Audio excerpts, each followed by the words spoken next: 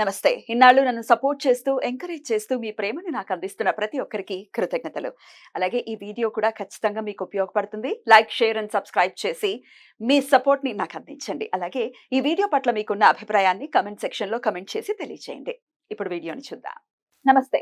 Welcome to our channel. నేను పద్మిని. ప్రస్తుతంతో పాటు ప్రముఖ ఆధ్యాత్మికవేత్త, ఆస్ట్రోన్యూమరాలజిస్ట్, వేదిక్ వాస్తు స్పెషలిస్ట్, శ్రీ విద్య మరియు హనుమత్ ఉపాసకులు బ్రహ్మశ్రీ డాక్టర్ సిస్లా జయశంకర్ గారు ఉన్నారు. మాట్లాడతాం. సార్ నమస్తే. సార్ బాగున్నారండి? బాగున్నానమ్మా, మీరు ఎలా ఉన్నారు? నేను బాగున్నాను సార్.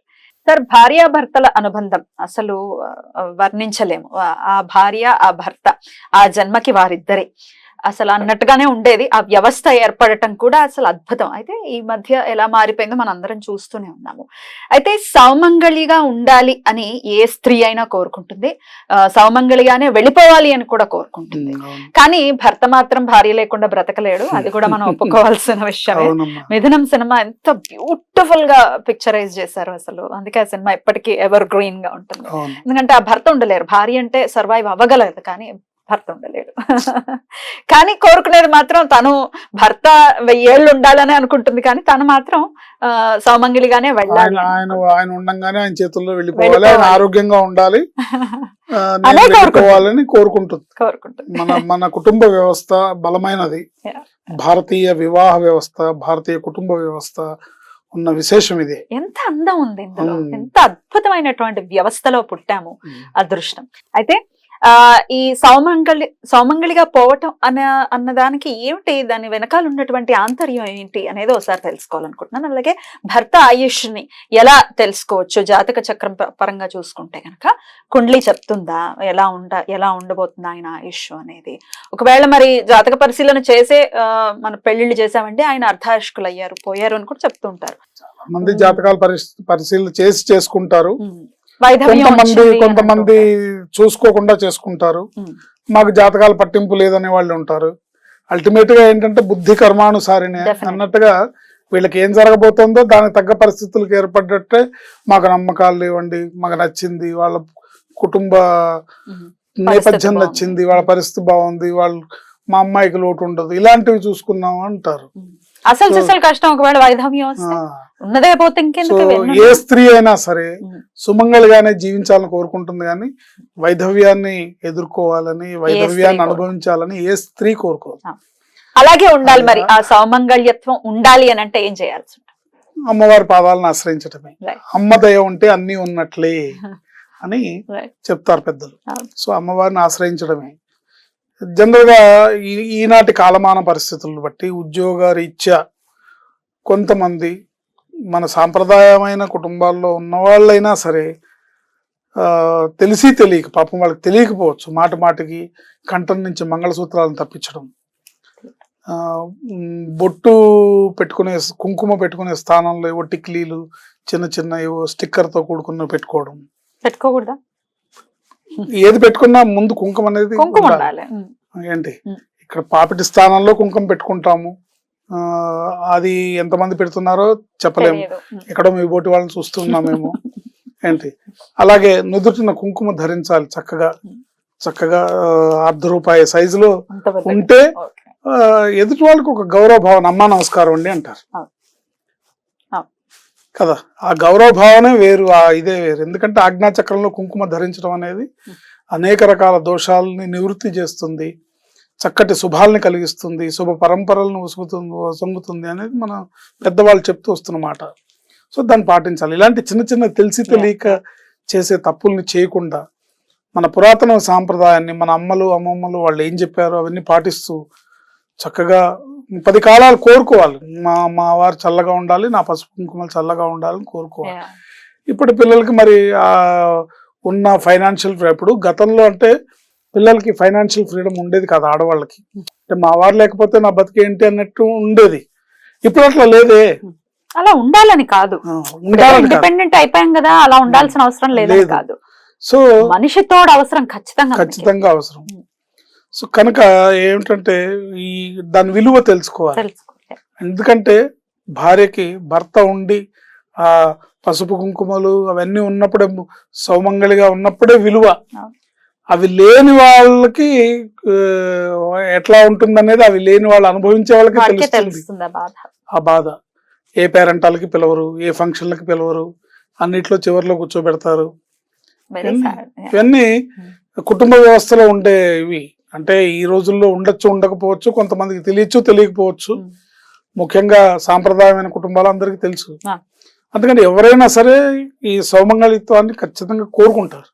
భర్త ఆరోగ్యంగా ఉండాలి, ఆయన 10 కాలాలు బలంగా ఉండాలి, ఆయన ఆరోగ్యంగా ఉన్నప్పుడే నేను నిష్క్రమించాలి అని ఏ స్త్రీ అయినా కోరుకుంటుంది. ఎందుకంటే ఆ పసుపు కుంకుమలతో వెళ్ళడం అనేది ఆవిడకి గౌరవం అని ఏ స్త్రీ అయినా కోరుకుంటారు. బట్ ఏంటంటే జాతకంలో అష్టమ స్థానంలో సౌమంగళిత్వాన్ని సూచిస్తుంది. అష్టమ స్థానంలో దోషాలున్నా, ఏమన్నా ఇబ్బందులున్నా, దానివల్ల ఈ సౌమంగళిత్వానికి విఘాతం కలిగితే వైధవ్యాన్ని అనుభవించాల్సిన పరిస్థితి ఏర్పడుతుంది. ఏంటి దోషం అంటే ఏంటండి? అష్టమ స్థానం అక్కడ ఉన్న గ్రహాలు కాబట్టి ఇంకా మనం దాని డీటెయిల్స్ లోకి వెళ్లకుండా ఈ టాపిక్ మాట్లాడుకుంటే, అక్కడ దోషం ఉంటే ఈ సౌమంగళిత్వాన్ని కోల్పోయే అవకాశం ఉంటుంది, వైధవ్యాన్ని అనుభవించే అవకాశం ఉంటుంది. అలాగే సప్తమ స్థానం భర్త ఆయుర్దాయాన్ని, భర్త పొందే అపమృత్యు దోషాన్ని, భర్త పొందే అర్ధాయుష్ జీవితాన్ని సూచిస్తుంది.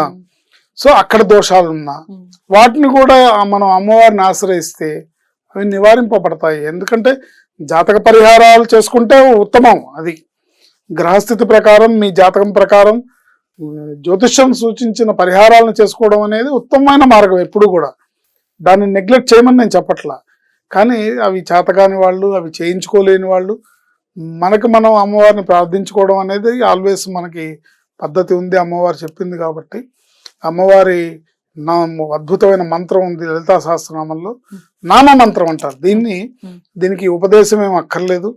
ఏంటి మడి ఆచారాలు కూడా పెద్దగా అక్కర్లేదు, శుచి శుభ్రత అవసరం. మడి ఆచారాలు అక్కర్లేకపోయినా శుచి శుభ్రత అవసరం. సో చక్కగా మీరు ఎవరైనా కూడా చేసుకోవచ్చు. ఇది ఓం ఐం హ్రీం శ్రీం కామేశబద్ధమాంగళ్య సూత్ర శోభిత కందరాయ నమః అనే ఈ మంత్రాన్ని రోజుకి 1116 సార్లు, రోజుకి 1116 సార్లు జపం చేసుకొని 30 రోజులు చేసుకుంటే వాళ్ళ జాతకంలో అష్టమ స్థానంలో దోషాలున్నా, సప్తమ స్థానంలో దోషాలున్నా అవి తొలగింపబడి వీళ్ళు కోరుకున్న విధంగా, ఎందుకంటే ఏ స్త్రీ అయినా సరే సుమంగళిగానే మరణించాలని కోరుకుంటుంది. కారణం ఏంటంటే సుమంగళిగా మరణిస్తే వచ్చే జన్మ కూడా మళ్ళీ అలాంటి జన్మే దొరుకుతుంది, అలాంటి సౌభాగ్యమే దొరుకుతుంది అని ఒక శాస్త్రవచనం. అందుకని అదే కోరుకుంటారు ఎవరైనా సరే. మరు జన్మ ఉంటుందో లేదో తెలియదు, అది వేరే విషయం. ఒకవేళ ఉంటే గనక మళ్ళీ తను ఆడపిల్లగానే స్త్రీగానే జన్మిస్తే గనక, మాతృమూర్తిగానే జన్మిస్తే గనక మళ్ళీ సౌమంగళిగా సౌభాగ్యాన్ని అనుభవించే యోగం ఉంటుంది. కాబట్టి ఇది చేస్తారు. ఈ మంత్రం ఓం ఐం హ్రీం శ్రీం కామేశబద్ధమాంగళ్య సూత్ర శోభిత కంధరాయ నమః అనే మంత్రాన్ని రోజుకి 1116 చొప్పున 30 రోజులు కంటిన్యూగా చేసుకుంటూ, ఈ 30 రోజుల్లో వచ్చే శుక్రవారాలు, మంగళవారాలు కాస్త విశేషంగా అమ్మవారికి షోడశోపచార పూజలు చేసి, వీలుంటే ప్రతిరోజు లలితా సహస్రనామం పారాయణ చేసుకోవచ్చు, లేదా మంగళ శుక్రవారాలు చేసుకోండి. భక్తి అనేది భగవంతుడికి భక్తుడికి మధ్యలో మనకి మనమే నిర్ణయించుకోవాలి తప్ప వేరే వాళ్ళు ఇన్వాల్వ్ అయ్యి ఇది చేయండి ఇది చేయండి అని చెప్తే అది ఒకవేళ మీకు భారం అయితే అది చెప్పిన వాళ్ళకి పాపం వస్తుంది, వ్యర్థం. అందుకని మనమే నిర్ణయించుకోవాలి. మనం నిర్ణయించుకొని ఈ మంత్రాన్ని చేయడం, అమ్మవారి పాదాలను ఆశ్రయించడం ద్వారా ఈ దోషం నుంచి నివారింపబడతారు. వాళ్ళు సుమంగళిగా జీవితాన్ని అనుభవిస్తారు, ఆ సౌభాగ్యాన్ని పొందుతారని మటుకు మనం చెప్పచ్చు. అద్భుతం సార్, చాలా చాలా అద్భుతంగా వివరించారు. మరి ఇది ఎంతమంది కోరుకుంటారు, ఎంతమంది దీన్ని ఆచరిస్తారు? తెలిసిన వాళ్ళందరూ కోరుకుంటారు, వాళ్ళ అదృష్టం మీద ఆధారపడి తెలిసిన వాళ్ళందరూ కోరుకుంటారు. తెలియక అమాయకత్వంతో లేదా మూర్ఖత్వంతో ఏం చేసేది లేదు. మన ధర్మం మనం పాటించాలి, చేయగలిగింది లేదు కదా. లోకో భిన్న రుచి అంటారు. లోకంలో మన చేతికున్న 5 వేళ్ళే ఒక రకంగా ఉండవు. సో లోకం భిన్నమైన మనస్తత్వాలతో కలిగి ఉంటారు. కాబట్టి ఇప్పుడున్న కాలమాన పరిస్థితులను బట్టి, ఇప్పుడున్న దీన్ని బట్టి ప్రతి స్త్రీకి కూడా ఆర్థిక స్వతంత్రం ఉంది కాబట్టి పెద్దగా బెంగపడకపోవచ్చు. అలా అనుకుంటే ముమ్మాటికి ఇది రాంగ్ అవుతుంది. ఎందుకంటే మ్మ్. ఒక వయసు అయిపోయిన తర్వాత తోడు అనివార్యం. అనివార్యం. చాలా అద్భుతంగా వివరించారు సార్. కృతజ్ఞతలు. నమస్కారం. ఆయుష్మతి భవ.